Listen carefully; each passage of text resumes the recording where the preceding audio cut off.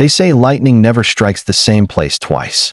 But sometimes, it strikes exactly where it needs to, burning away everything false until only truth remains. Quick pause. Tell me in the comments where you're watching from.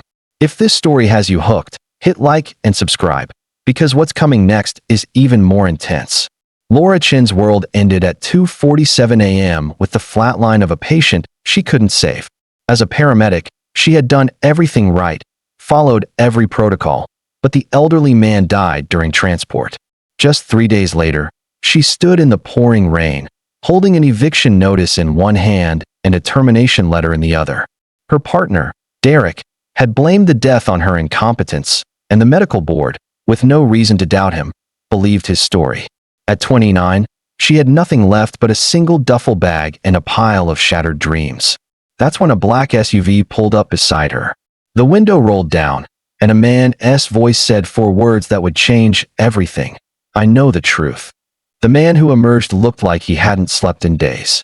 He was Edward Kane, a legend in tech circles, a reclusive cybersecurity genius who made a name for himself exposing corporate corruption before vanishing from public life entirely. Rain soaked through his hoodie as he spoke rapidly, nervously. "Your partner tampered with the records," he said, his words tumbling out. "He changed the medication logs. He made it look like you administered the wrong dose when it was actually his mistake.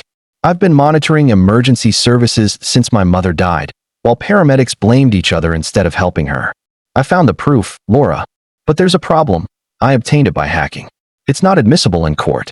Laura watched her eviction notice dissolve into a puddle at her feet, feeling like her entire life was disintegrating right along with it.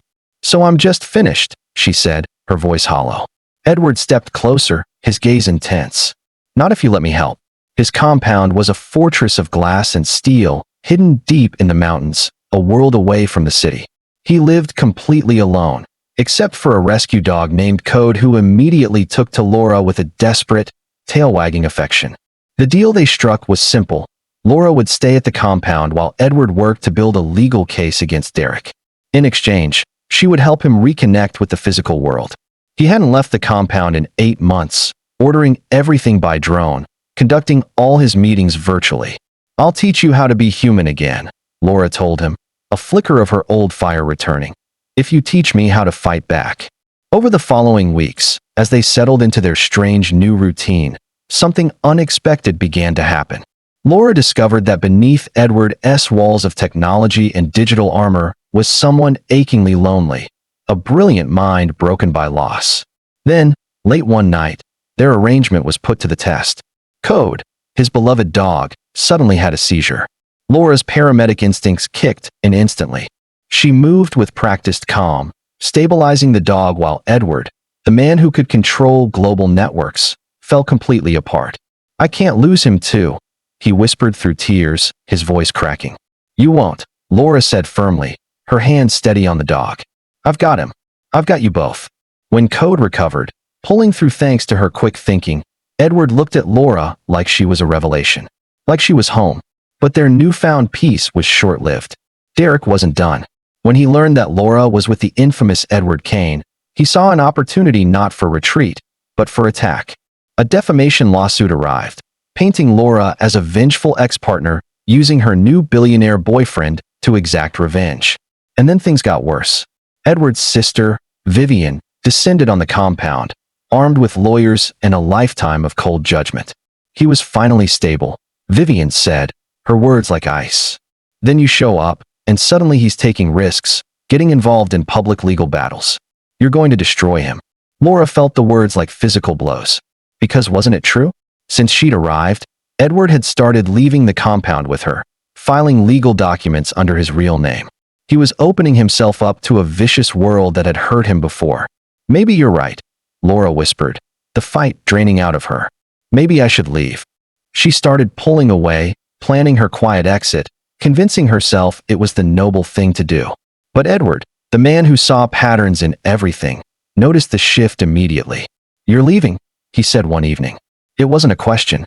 It was a statement of fact. "Your sister is right," she began.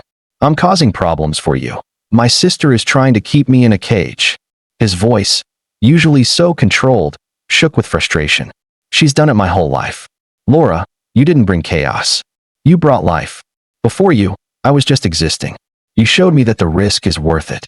But Derek's lawsuit, it could expose everything you've built, then let it burn. His eyes were fierce, cutting through all her doubts.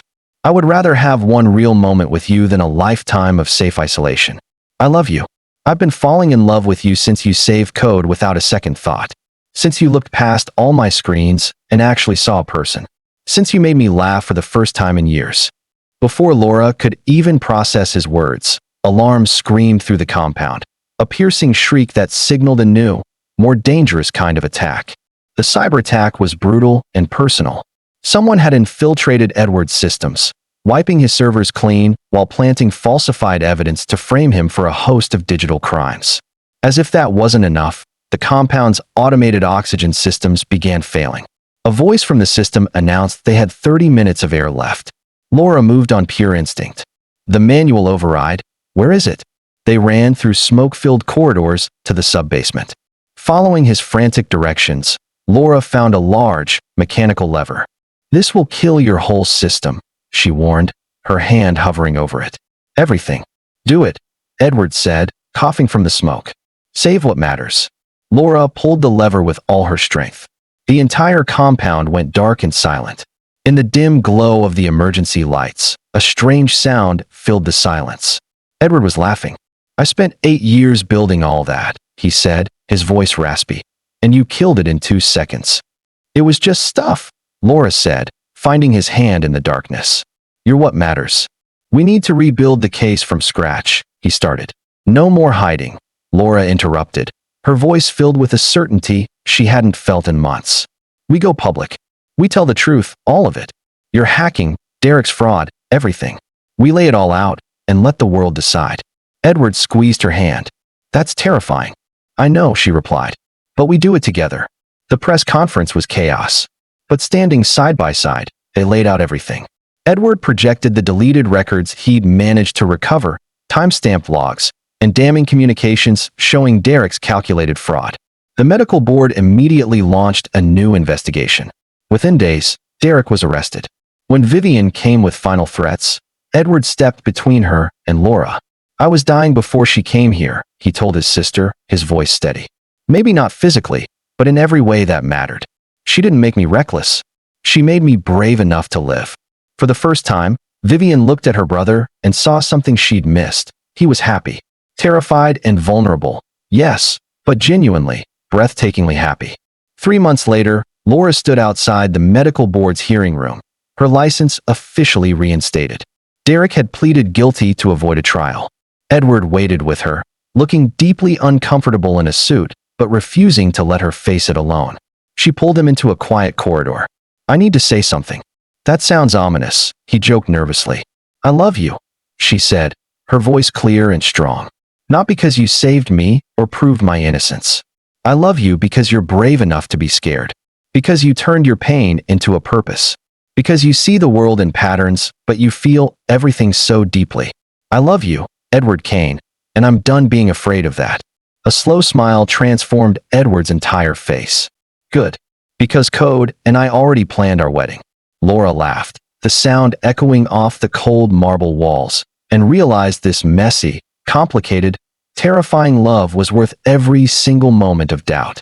They walked forward together, ready to testify, ready to rebuild, ready for whatever came next. Because sometimes lightning doesn't just strike twice. Sometimes, it illuminates the exact path you were meant to walk all along. The ceremony was small, held at the partially rebuilt compound with the quiet hum of new servers as their benediction. When the officiant pronounced them married, Edward whispered, "Thank you for teaching me that some risks are worth taking." "Thank you," Laura whispered back, "for showing me that being saved doesn't make you weak. Sometimes it just means you found your person." The kiss was perfect. The future was uncertain. And for the first time in both their lives, that felt exactly right. Because love isn't about perfect timing or ideal circumstances. It's about finding the person who makes you brave enough to begin again. Sometimes, it takes losing everything to find the one thing that truly matters.